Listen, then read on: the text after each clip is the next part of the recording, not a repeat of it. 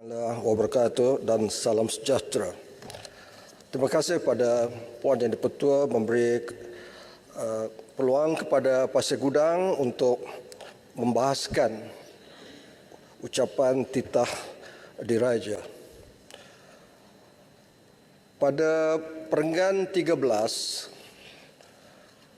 muka surat 6 titah diraja, Kebawah Duli Yang di-Pertuan Agong telah menyebut perkara yang penting berkaitan integriti, tadbir urus dan juga membatras rasuah.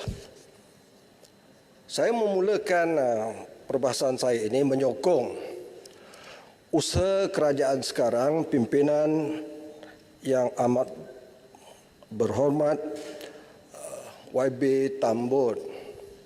Saya bersangka baik dan menyokong usaha membantras rasuah dan tadbir urus yang baik.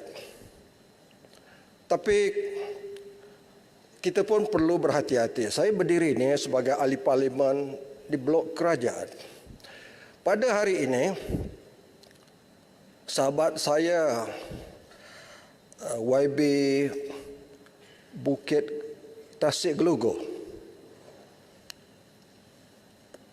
diheret ke mahkamah di bawah pertuduhan rasuah. Beberapa hari yang lalu, sahabat saya dari Pagoh disiasat oleh SPRM. Beberapa hari yang lalu, mantan Menteri Kewangan Kerajaan Perdana Menteri keempat juga disiasat berkaitan Pandora Papers. Dan saya dimaklumkan oleh media bahawa mantan Menteri Kewangan di zaman Perdana Menteri ke-8 dan ke-9 telah dipanggil oleh SPRM untuk disiasat, dan beliau Senator Menteri MITI. Saya tiada masalah kalau dari segi perundangan. Maknanya ini proses biasa. Agensi penyiasat seperti SPRM memanggil kalau ada perkara-perkara yang berkaitan.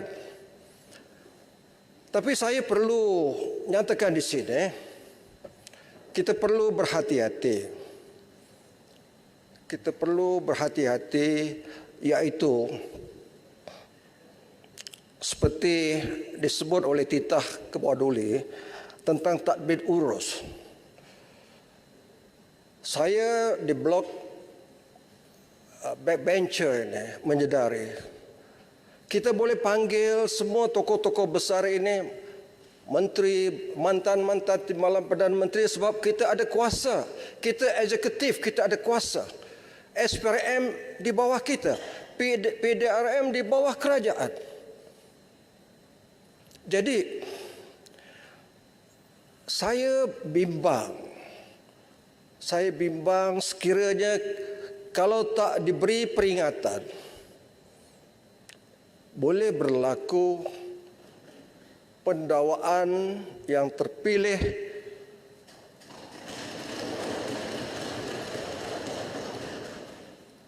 parti lawan kita jadi mangsa. Kalau ada asas je, tidak mengapa. Tapi saya takut Yang di-Pertua bijak pandai dalam tradisi, kalau tak disebutlah tradisi demokrasi, yang lain menyebut kuasa itu boleh membawa kepada korupsi. Sekiranya kuasa itu mutlak,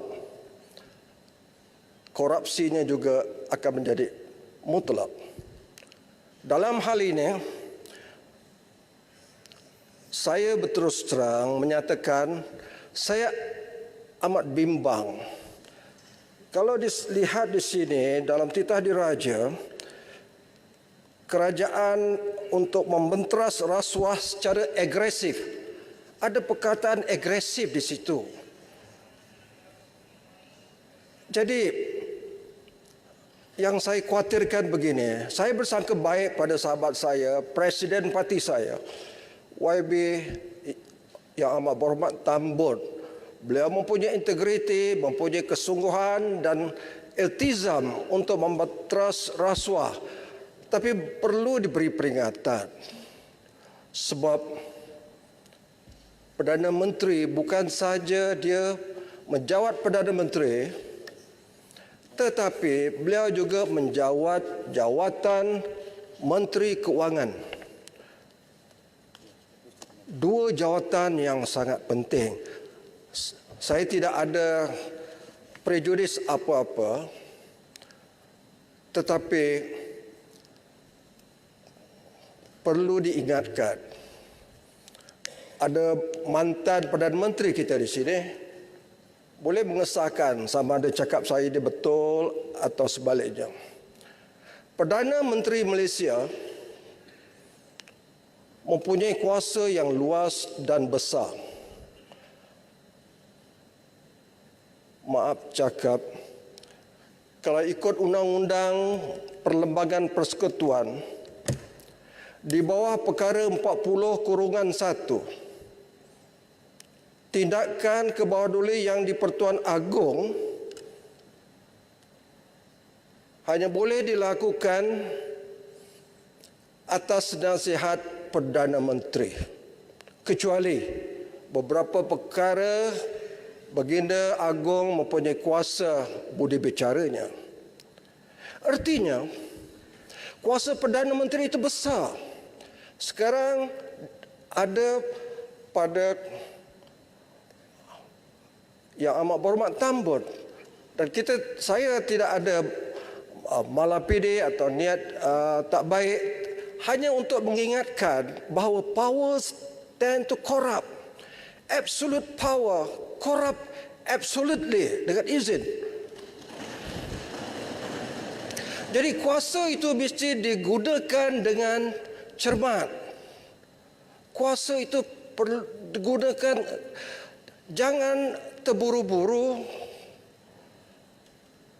Jadi saya percaya tidak sia-sia kebawahdulian Pertuan Agong menyebut tentang perlunya integriti.